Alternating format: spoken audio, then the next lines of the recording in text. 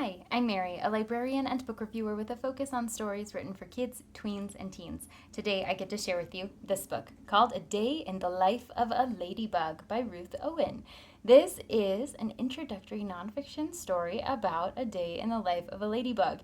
Readers may recognize ladybugs from their day-to-day lives, but have they ever thought about what happens to that ladybug when they can't see them?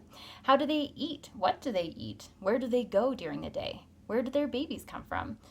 So, as you're going through this book, you get to see lots of the elements of a ladybug's life.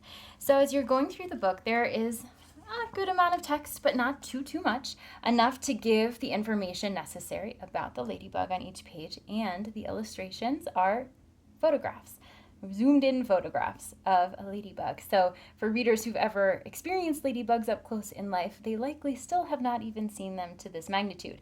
So as you're going through the book, you get to see them up close and personal and all of the details about those bugs. So they have really fun vocabulary. So even though it is educational and it does include a lot of those scientific phrases, they also have words that kids will recognize, like stinky gloop in the book too. So it makes it accessible for those preschool and early elementary school aged readers. This book has a narrative style text that talks about the fact of the ladybug on that page and what's happening in the story. And then there are asides that speak directly to the reader and get them thinking a little bit more about why the ladybug does what it does and how their lives are different from ours. So as you're going through the book, lots and lots of pictures to look at.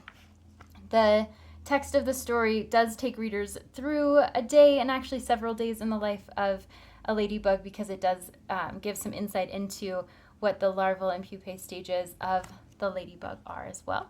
And you get to see what they look like when they eat. So there's so many opportunities for readers to investigate these pictures, to consider what the ladybugs that they see every day look like up close, and how they go about their own days in life. Because this is a nonfiction text, it does have features like a glossary at the end, and so it helps to introduce young readers to the idea of nonfiction text in a way that is enjoyable, engaging, and accessible. This is a part of the Day in the Life of series, and it fits really nicely into that, especially because it is a creature that readers are likely to recognize from their own experience. If this sounds like a great fit for you or for someone you know, I hope you look for it wherever you get your books.